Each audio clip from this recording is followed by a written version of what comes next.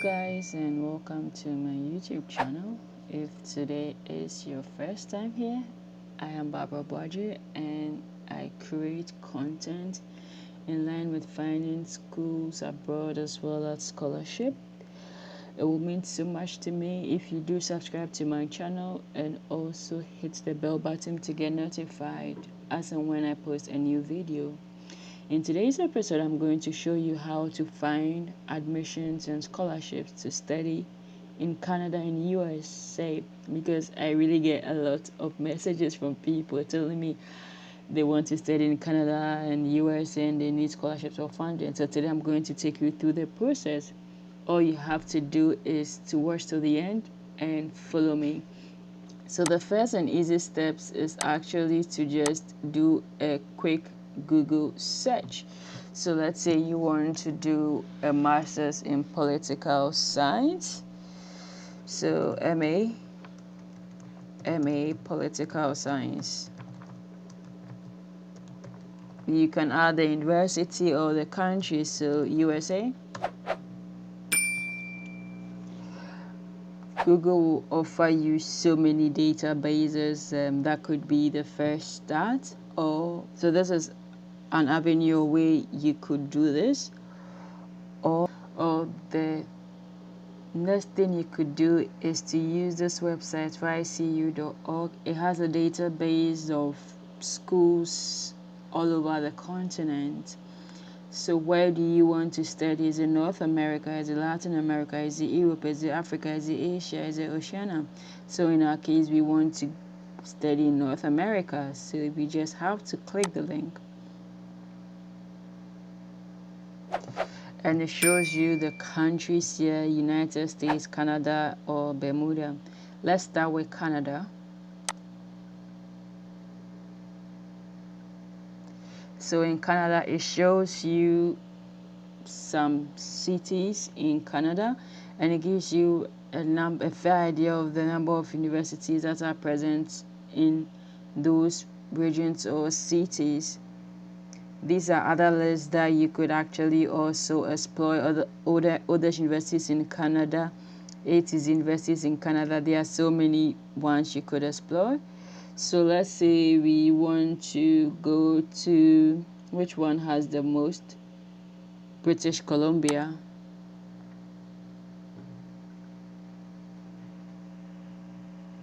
In British Columbia, it gives you the universities and the towns they are in. So let's choose University of British Columbia. It tells you a bit about the university.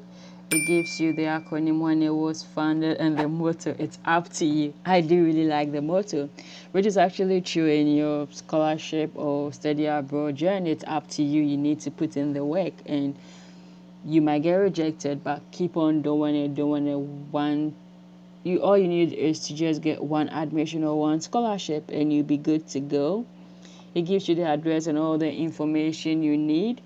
It tells you the programs they have, and for both undergraduate and postgraduate.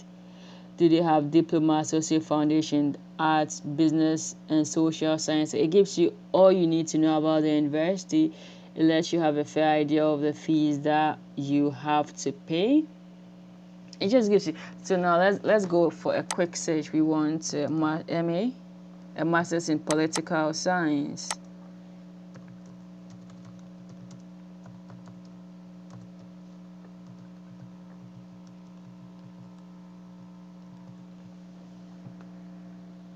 So let's do the search.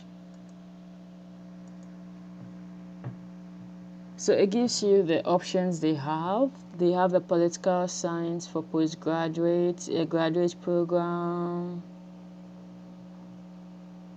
This is what we want. So let's click here. And it sends you to the program website. And it gives you everything you need to know. Overview of the university, what makes the program unique. International, the fees for a year. and they're actually offering info sessions. So I would suggest, like, if you're interested in this program, you should attend this information session where they give you everything you need to know about the program. Like, there are quite a number of info sessions. Now let's look at this. This is what you need for September 2022. That's next year. Application open 16 July. That's like in 5 days. And the deadline for international students, like, it's 7 January 2022. So like there's time.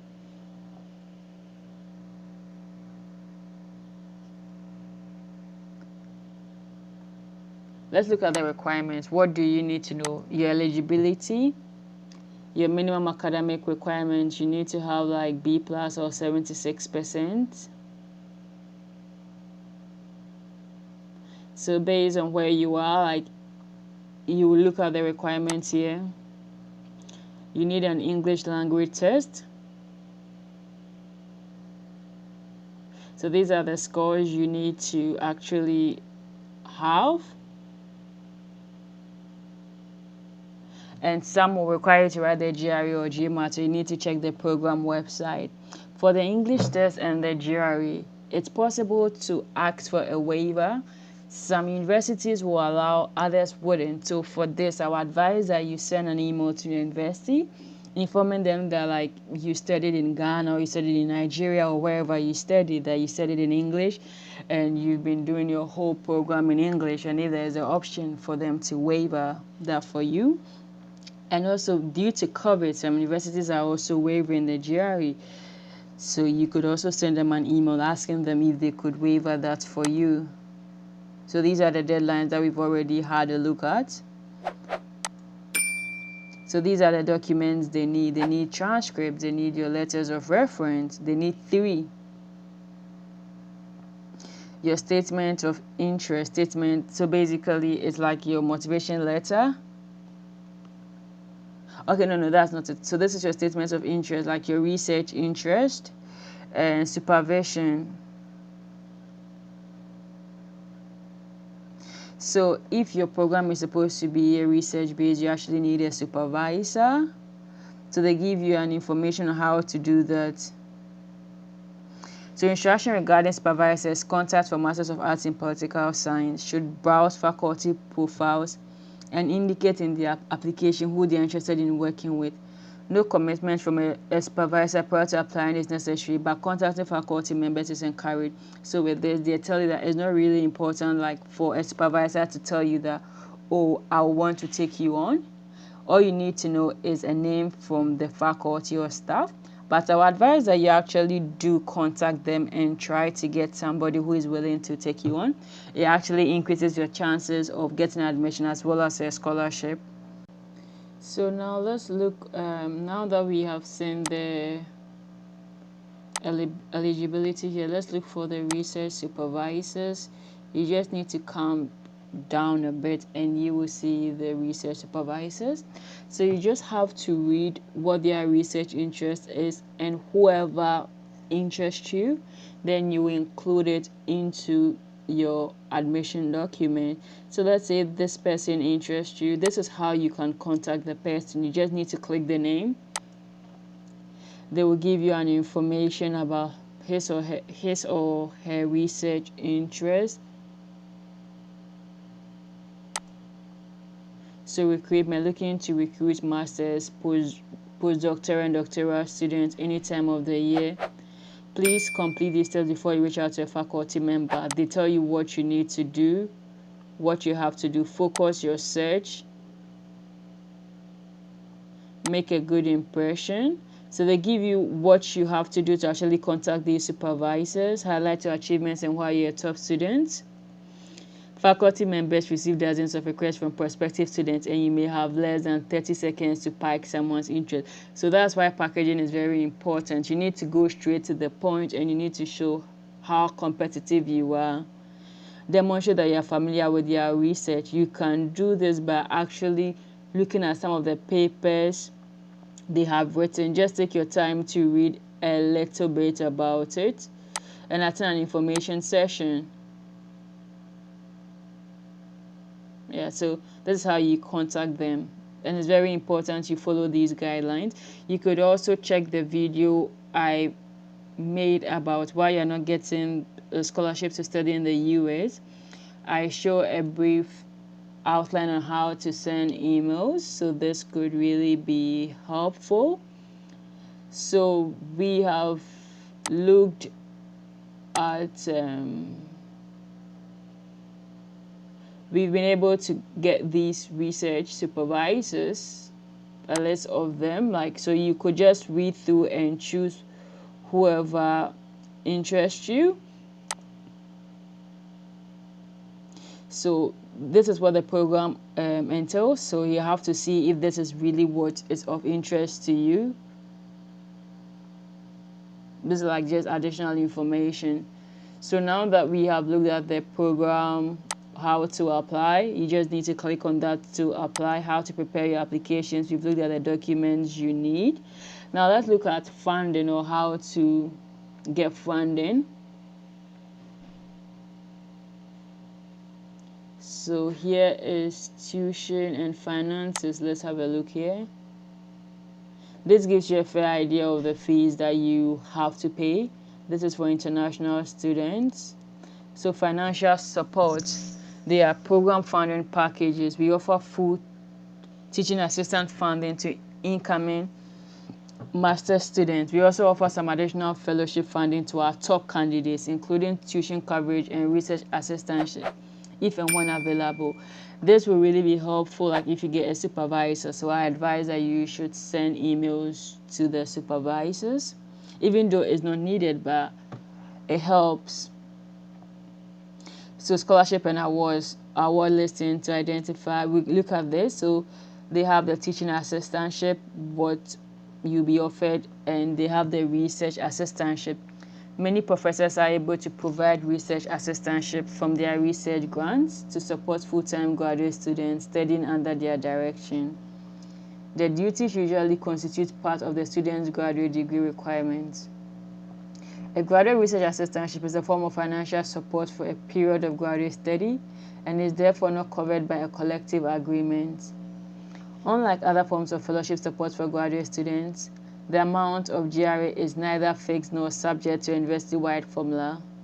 The stipend amounts vary widely and are dependent on the field of study and the type of research grant from which the assistantship is being funded. Some research projects also require targeted research assistants, and thus hire students on an hourly basis.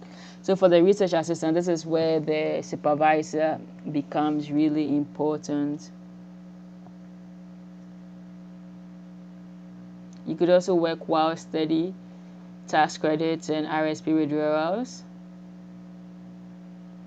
So now let's look at this one, the award listings, the fundings, award opportunities. So eligible by, let's say, an international degree level, let's say master's, incoming students. So let's reset. Filter international masters, incoming student, filter. So these are the scholarships that could be made available for you. You just need to click on these links and read about them.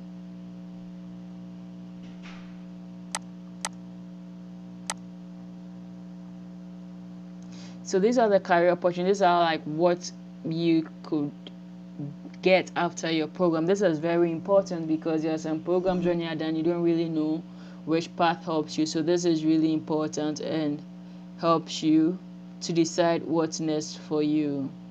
So this is for the MA, this is for the Masters. Now let's go back and look for a PhD in political science. So it's going to be the same process. You just need to type PhD political science.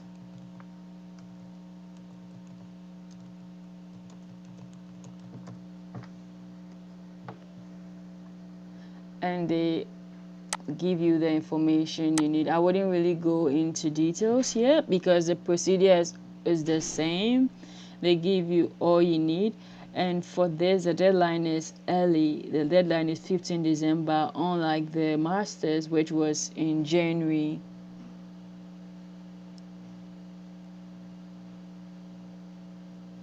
Let's see requirements. It's basically the same.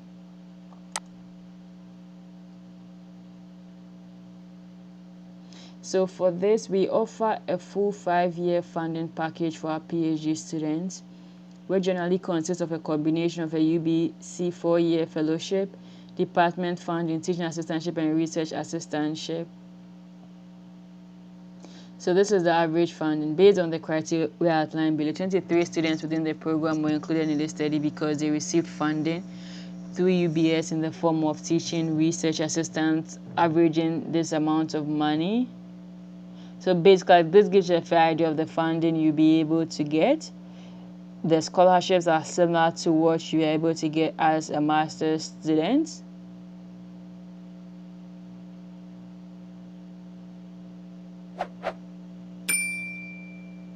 So like if you're a PhD student, you're assured of funding, I guess. So that's how this works.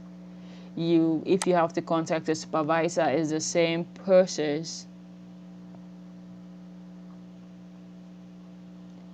It doesn't matter which program you are interested in. It's basically the same process. You just need to follow the steps. So now that we have, and this is a very top university, like in Canada, is ranked the second, and in the world is ranked the 32. So it's a really high ranking university. So now let's go back and let's look at USA. So for the countries, we are going to choose United States. And there are a lot of states in the US. So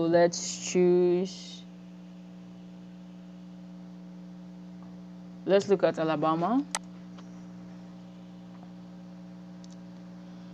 And for here, let's choose maybe Alabama State University. So this gives you the rank. And the acronym is ASG. Just like the other one, it gives you the information and it lets you know what programs they have. Okay, they do not have anything in engineering, medicine, and health, science and technology, and a doctorate. I would like to change the university because I want one where there are a lot of options. Let me look at this. Okay, this looks good. And also one thing it's the same for a bachelor's degree. If you need a bachelor's degree, you just need to type BSc and the name of the program. So now let's see a PhD in, let me look at something in science, a PhD in electrical engineering.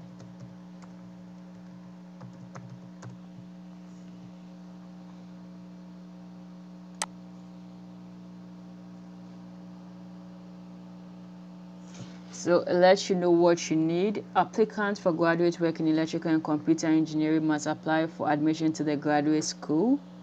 Each applicant must submit a statement of purpose. Regular admission may be granted to an applicant who has an electrical engineering degree from an ABET accredited program, overall GPA above 3.0 on a 4.0 scale, and a minimum of 300 on a 340 scale on the GRE.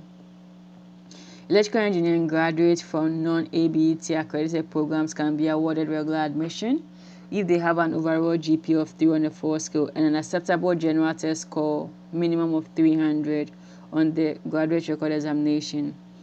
International students must have a minimum of these scores. Additional information is in the admission criteria section below. So this gives you a general overview of the admission requirements. So for the degree requirements, they have several programs, types of doctorate, each is defined here. So for this, they give you what they need. If you want a Doctor of Education degree, This requires a minimum of 2 years of graduate study beyond the master's degree for the completion of the program. Doctor of Musical Art degree, like there are so many things here. You just need to click and have a look. So electrical engineering PhD, this is electrical engineering MSc. It gives you a brief overview and the requirements you need. These are the program requirements. They have 2 plans. You just have to read all these to see what works for you. So now that we have seen the admission requirement, let's go back to the department website and see what they have. So they offer these programs leading to either a master's or a PhD. They have 3 main research areas: devices and materials, electromechanical systems, and embedded systems. So the programs, this gives you the programs, this gives you the faculty. This lets you know the courses that are taken by the programs. I think this is a very integral part that you need to consider, because you need to know if the courses are areas that you are interested in. Once you have figured this out, you should visit the department website. Let's see what they have. So this is the entire department. So for undergraduate, these are some of the courses they have. For graduate, is both of them. If you need to apply, you just need to click this link. So now let's look for funding.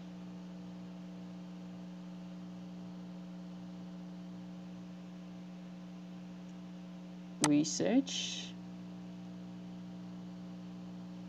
Okay, so the 3 research areas, it gives you an in-depth understanding of what they do mean. Graduate programs.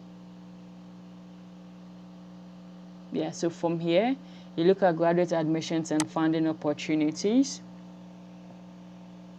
We've already seen the admission requirements.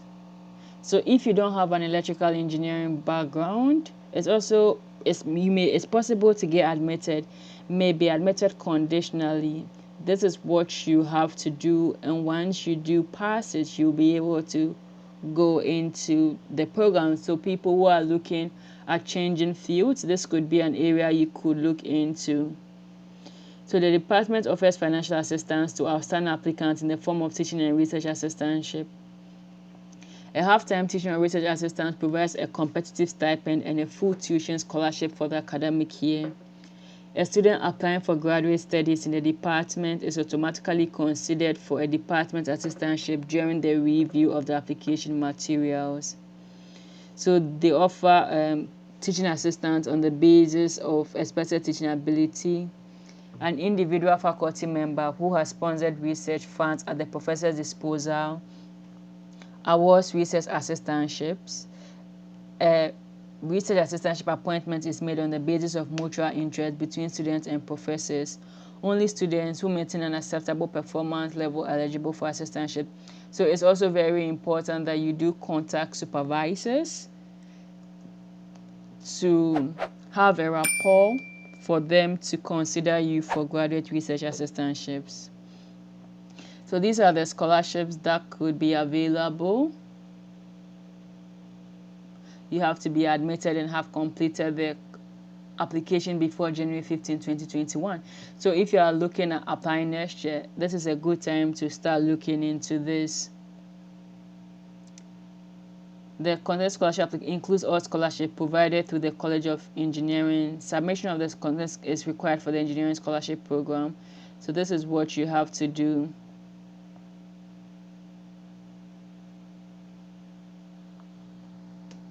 So this is the scholarships that you need to do, 2,500 per year for 4 years. These are the scores you need to have. So this is for people who are looking at entering for your bachelor's.